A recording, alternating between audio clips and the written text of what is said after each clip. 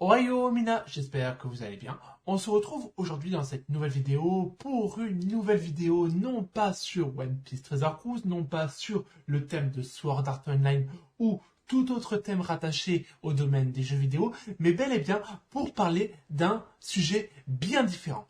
Aujourd'hui les amis, on va parler Pokémon. On va parler Pokémon Voyage, on va parler Pokémon épisode 132 qui est apparu le 11 novembre 2022 et qui est, à mon humble avis, un épisode qui restera dans les annales de la saga Pokémon.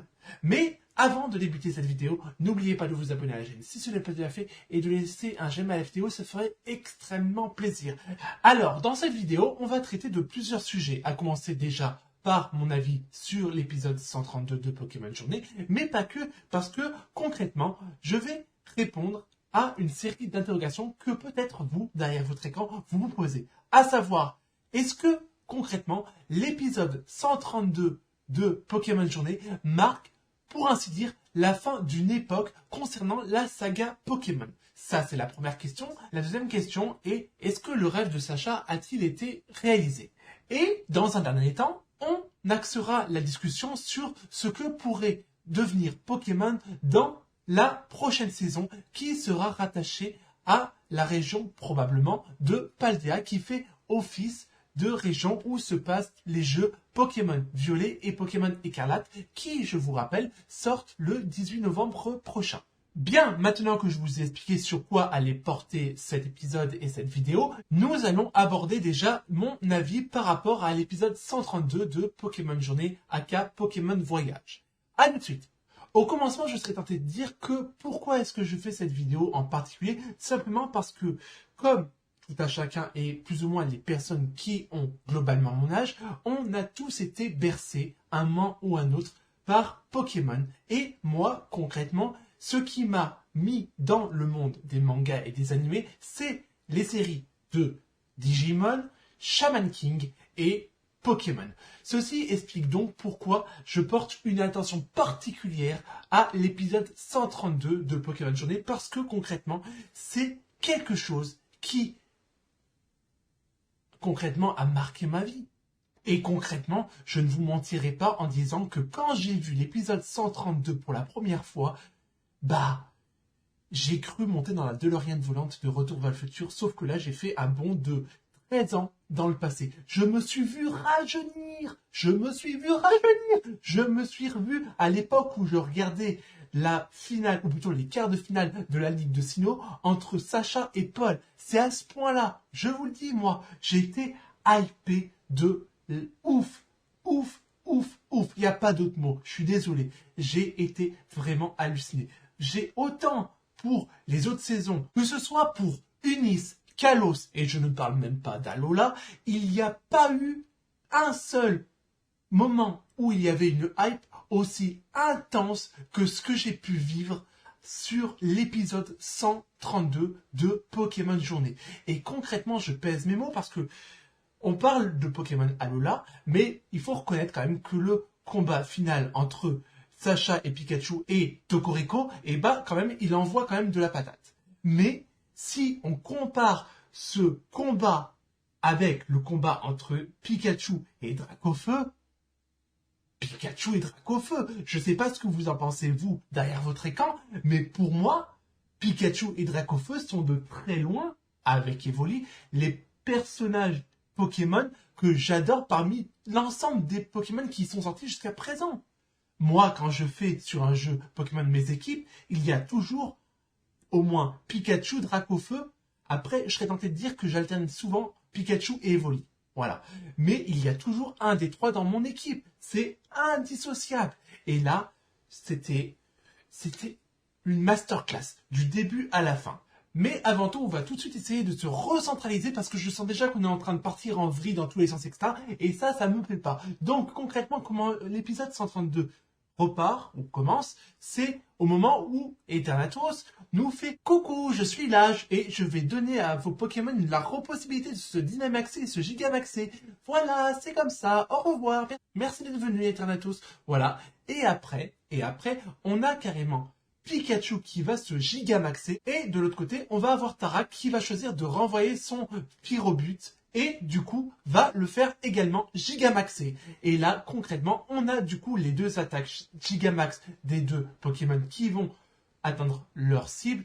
Et concrètement, bah déjà, moi, il y a une hype parce que jusqu'à présent, j'avais vu le Pyrobut en Gigamax que sur Pokémon épée et bouclier. Je l'avais jamais vu en animé. Et franchement, c'était vraiment beau à voir. Le design global de Pyrobut Gigamaxé, c'était vraiment un truc de ouf. Et concrètement, si je ne me trompe pas, c'est la première fois qu'on revoit depuis le tout début de la saison Pokémon Voyage, du coup, c'est la première fois qu'on revoit le Pikachu en Gigamax. Et ça, franchement, ça faisait plaisir. Et concrètement, au moment où il y a eu Pyrobut qui a lancé sa capacité Pyroball G-Max, j'étais plus ou moins mort de rire parce que la Pyroball de Pyrobut faisait carrément la taille de Pikachu Gigamaxé. Donc je me disais, le pauvre Pikachu, il est en train d'essayer de repousser une balle de feu qui fait sa taille. Donc, c'était un peu mort de rire, franchement, je serais tenté de dire. C'était un bon moment à vivre. Surtout que concrètement, il faut reconnaître les choses. Là, on avait des effets de type qui étaient carrément efficaces aussi bien pour Pyrobut, qui était un Pokémon de feu, et aussi bien pour Pikachu, qui était un Pokémon de type électrique. C'était concrètement intéressant à voir. Là où par contre ça m'a surpris, c'est concrètement que la foudre G-Max de Pikachu a réussi à mettre one shot entre guillemets Pyrobut en un claquement de doigts, je serais tenté de dire. Là, Pikachu a réussi à tenir tête à son Pyroball G-Max, mais du coup, Pyrobut non. Voilà, donc heureusement, parce que si le combat avait été encore plus dans la durée, bah ça aurait été un peu plus compliqué pour combattre Dracofeu par la suite. Voilà, donc c'est plutôt un mal pour un bien, je serais tenté de dire. Et ensuite, le maître choisit son Pokémon de départ, aka Dracofeu, et du coup, le combat final est lancé. Habituellement, je serais tenté de dire que on n'a pas affaire à un combat final. Quand j'entends parler de combat final, c'est surtout le dernier combat du match final que Sacha livre en règle générale à la Ligue Pokémon ou dans ce genre-là. Et concrètement, eh ben, si on met en parenthèse les événements d'Alola, il me semble que la dernière fois qu'on a vu Sacha utiliser Pikachu pour dernier Pokémon lors de son dernier match en Ligue, et bah c'était justement à Sinnoh quand il a dû affronter le Latios. Et là, franchement, je me suis dit, mais mon Dieu, franchement, c'est trop génial comme finale. Surtout que, disons-le clairement, là on a affaire Pikachu contre Dracofeu, moi je le vois comme un combat plus ou moins fanservice pour faire plaisir aux fans. C'est le cas, ça a marché sur moi, j'ai été hypé du début à la fin, même avant qu'il y ait entre guillemets l'entracte avec le combat avec Pyrobut, j'ai été hypé du début à la fin, il n'y avait pas à dire et pas à chercher plus loin. Et concrètement, la qualité de l'animation, maestro, franchement. Jusqu'à présent, cette année, je serais tenté de vous dire que, en matière d'animation, il y avait pour référence simplement Luffy contre Kaido. Mais là, je serais tenté de dire qu'il y a un véritable challenger en matière de qualité d'animation. Après, je serais tenté de dire que, du début à la fin, que ce soit Pikachu ou Dracofeu, ils s'en foutent plein la gueule. Excusez-moi l'expression, mais c'est la vérité. Ils enchaînent des attaques monstres. Alors, récurremment, on a affaire à des lance-flammes, déflagration, que faire, tonnerre, fatal foudre, et je crois même, alors il me semble que pour Dracofeu, il utilise l'attaque Dracochoc. Si je me trompe pas, vous me corrigerez si je me trompe des fois, mais il me semble que c'est Dracochoc. Pour ma défense, j'ai regardé l'épisode avec de l'anglais en sous-titré, pas du français. Donc, c'est pour ça que j'ai un petit doute. Mais au vu de l'animation, il me semble que c'est Dracochoc et pas autre chose. Mais bon. Et concrètement, au final, je serais tenté de dire que Dracofeu n'est-il pas, par rapport au Pokémon de la première génération, le Pokémon le plus dur à combattre. Parce que si je vous rappelle bien ce que nous a dit notre cher Maître Pierre dans la première saison, un Dracofeu bien entraîné peut battre n'importe qui. Et concrètement, Tarak, qui n'est ni plus ni moins que le champion du monde des tournois Pokémon, a pour Pokémon principal un Dracofeu. Et donc, la théorie est de ce fait validée par notre cher Maître Pierre, Docteur Pokémon. Et toujours dans la même dynamique de référence en liaison avec la saison 1, qui est-ce qui a dit dès le deuxième épisode, ou même dès le premier épisode, si je ne me trompe pas, deuxième épisode il me semble, ton Pikachu a dépassé de loin son niveau d'apprentissage. Et ça, c'est pas Maître Pierre qui le dit, mais c'est Maître Miaous qui le dit. Il dit, dès le début de la série animée Pokémon, ton Pikachu a un pouvoir vraiment incomparable par rapport aux autres Pikachu. Et là, concrètement, c'est les deux plus puissants Pokémon mis en avant, excepté les Pokémon légendaires, j'entends bien, qui s'affrontent lors d'une finale qui oppose Sacha contre concrètement un maître de la ligue et un champion parmi les champions.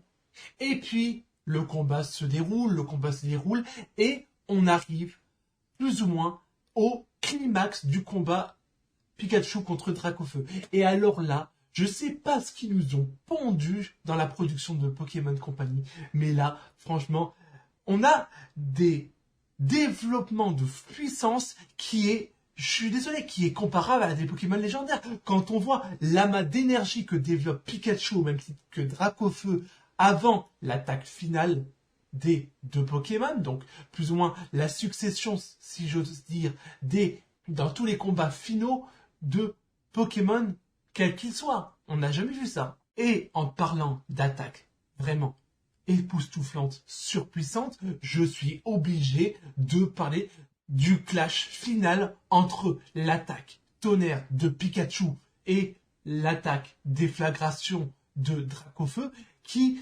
vraisemblablement sont en synergie, c'est comme ça que je le vois moi, en synergie avec deux autres attaques que l'on connaît bien. Alors, après, ce n'est que ma vision de l'épisode, encore une fois, mais quand on a l'attaque finale de Pikachu, moi j'ai l'impression de voir une synergie entre l'attaque Fatal Foudre de Pikachu et l'attaque Electacle. Même topo pour Dracofeu, où j'ai l'impression de voir déjà l'attaque déflagration, c'est marqué au vu de la forme du déflagration en arrière-plan de Dracofeu, mais surtout on a l'impression d'avoir en même temps une liaison entre surchauffe et bout de feu en même temps. Parce que concrètement, au moment, si on fait un arrêt sur image, juste avant le clash des deux attaques, on a les deux Pokémon qui sont enveloppés littéralement par des auras d'énergie. Et qui font littéralement, en ce qui me concerne, penser à Electacle pour Pikachu et surchauffe ou bout de feu pour Dracofeu. Alors que concrètement, c'est Fatal Foudre contre déflagration. Et vient le moment du clash final entre les deux super Pokémon, je serais tenté de dire, et concrètement, on réatterrit avec un Pikachu dans le centre Pokémon du stade, en définitive, je pense que c'est ça, et du coup, on est concrètement dans l'attente de savoir quel était le résultat, parce que on voit très bien du coup qu'il y a eu une petite ellipse, et on se dit, bon, Sacha a gagné, Sacha a perdu, qu'est-ce qui s'est passé? Et là, on apprend que Sacha a gagné le combat contre Tarak. Et là, franchement, moi je me dis, putain, il a fait le con. Il a fait ce con. Il aura fallu 25 ans pour qu'on voie Sacha déclaré maître d'une ligue. Et concrètement, là, c'est pas une petite ligue comme celle qu'on a eue d'Alola ou de la Ligue Orange ou autre comme ça. Là, c'est un combat entre champions de ligue. Il y a eu Cynthia, il y a eu Tarak, il y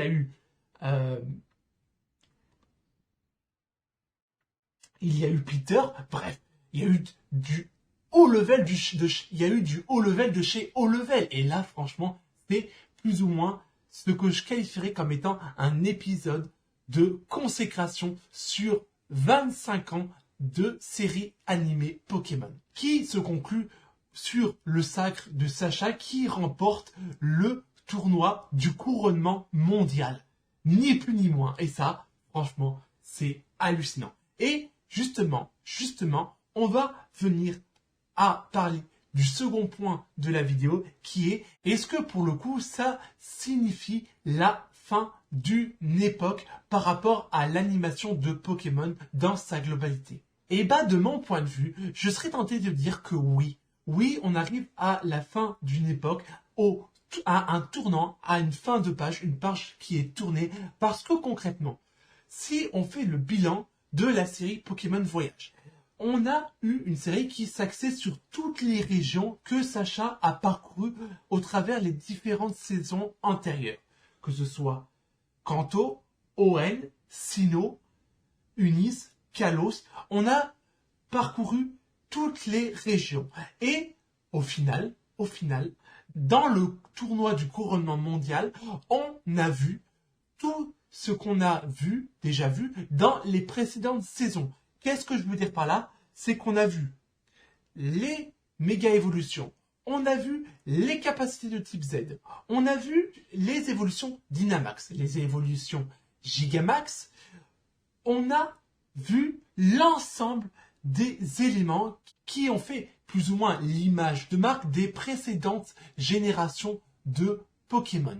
Et ça, franchement, c'est un mot-clé, je serais tenté de dire. Et ce n'est pas le seul mot-clé, parce que quand on a eu le moment où Sacha, on avait eu l'impression que Pikachu allait perdre le combat, le moment du flashback a été plus ou moins parlant, parce qu'on a eu toutes les générations de Pokémon dans plus ou moins le subconscient de Pikachu qui ont fait surface. Ça allait de la première génération à la dernière génération, celle qu'on a actuellement. Et ça, franchement, je trouve que c'est assez significatif de la part de la production qui nous dit « Bon, bah maintenant, Sacha, il a atteint son objectif d'être un maître Pokémon, mais du coup, ça va aussi offrir à Pokémon, la série Pokémon, une nouvelle page de son histoire qui va s'entamer vraisemblablement, qui va commencer dans la région de Paldea. Parce que je vous rappelle que concrètement, la prochaine génération sera axée sur la région de Paldea. Voilà. Autre élément significatif, c'est le fait qu'on voit tous les anciens rivaux et protagonistes des anciennes générations. Ça va de Pierre jusqu'à Iris, jusqu'à Flora, Serena, bref, tout le monde était présent dans les flashbacks. À une exception près, il me semble pas qu'on ait vu Régis. Pourtant, Régis, c'est le rival number one de Sacha. Et c'est dommage qu'on n'ait pas vu Régis dans les personnes qui suivaient le combat final de Sacha au tournoi du couronnement mondial. C'est dommage. Mais après, cet avis n'incombe que moi. Après, encore, libre à vous de me dire ce que vous en pensez à travers la barre des commentaires. Attendez une minute. Alors, je me permets de faire une petite interruption avant de continuer cet épisode sur un petit mea culpa où je viens de dire une énormité sans nom qui est que Régis ne figurait pas dans l'épisode 132 de Pokémon Voyage. Et en fait, c'est moi qui ai vraiment besoin d'aller voir un opticien parce qu'en fait, il est à côté de Go. Alors, je vous prie de bien vouloir m'excuser pour cette immense erreur de ma part. Il faut vraiment que j'aille chercher de nouvelles lunettes parce que là, c'est plus possible. Bref, mea culpa, on peut continuer l'épisode maintenant que j'ai vu Régis sur l'image où il y avait également Go. À noter quand même qu'il fallait quand même le voir. Maintenant que je vous ai dit ce que je pensais par rapport au fait que si on était à la fin d'une époque en ce qui concerne Pokémon, maintenant on va parler de est-ce que Sacha a concrètement accompli son rêve. Pour rappel, quel est le rêve de Sacha? Sacha désire devenir un maître Pokémon. Et concrètement, là, je me dis, même si il est devenu le champion du couronnement mondial, ça ne veut pas dire pour autant qu'il a accompli son rêve. Dès lors, être maître Pokémon, de mon point de vue, c'est du coup attraper sans cesse de nouveaux Pokémon jusqu'à concrètement en avoir rempli le Pokédex. Ça s'articulerait aussi de la part du personnage Go qui cherche concrètement à rassembler l'ensemble des Pokémon du Pokédex, mais contrairement à Sacha, Go, lui, la seule chose qu'il veut, c'est trouver Mew. lui, Sacha, de son côté, cherche à devenir un maître Pokémon en vivant des aventures au jour le jour. Et là, je serais tenté de dire que non, Sacha n'a pas encore réalisé son rêve parce qu'il reste encore des tas et des tas de Pokémon à découvrir et son voyage est encore qu'à son commencement parce que, disons-le clairement, Sacha, nous, concrètement, ça fait 25 ans qu'on suit les aventures de Sacha, mais concrètement, Sacha n'a encore que le même âge. Donc, il n'en est encore qu'à son commencement. Et puis, concrètement, je ne serai pas devin en disant que vous et moi, on a quand même hâte de savoir ce qui va suivre après les événements de Galar, je serais tenté de dire, parce que, de mon point de vue, Pokémon Voyage a remis un coup de boost de la mort par rapport à la série Pokémon, qui était un peu comment qualifierais-je ça? En pente descendante depuis les événements de Unis. Il y a eu un pic avec Kalos, avec tous les méga évolutions, et en l'occurrence avec Sacha Nobi qui a hypé de ouf la communauté. Et après, ça a été plus ou moins, de mon point de vue, la pente descendante avec les événements d'Alola. Alola, ça m'a un peu refroidi parce que je n'ai pas apprécié du tout l'idée générale de l'école Pokémon, etc. Ça m'a pas trop intéressé. Le seul bon point positif qu'il y avait par rapport à la génération d'Alola, c'était les character design qui étaient intéressants, que ce soit les personnages de Lily, les personnages de Barbara ou encore les autres. Je serais tenté de dire que c'était vraiment très intéressant à regarder. Mais mis à part ça, je serais tenté de dire que bof, j'étais intéressé aussi par le développement du personnage de Gladio, mais mis à part ça, bof, voilà. L'idée des ultra chimères, ça m'a pas intéressé plus que ça. Mais avec Pokémon Voyage, ça a reboosté la série. Et moi, j'ai suivi concrètement la série de A à Z, aussi bien en VF qu'en VO. Ça a été aussi la nouvelle du moment parce que concrètement, je ne regardais pas Pokémon en VO jusqu'à présent. Et ça m'a incité à poursuivre et à regarder la suite en VO.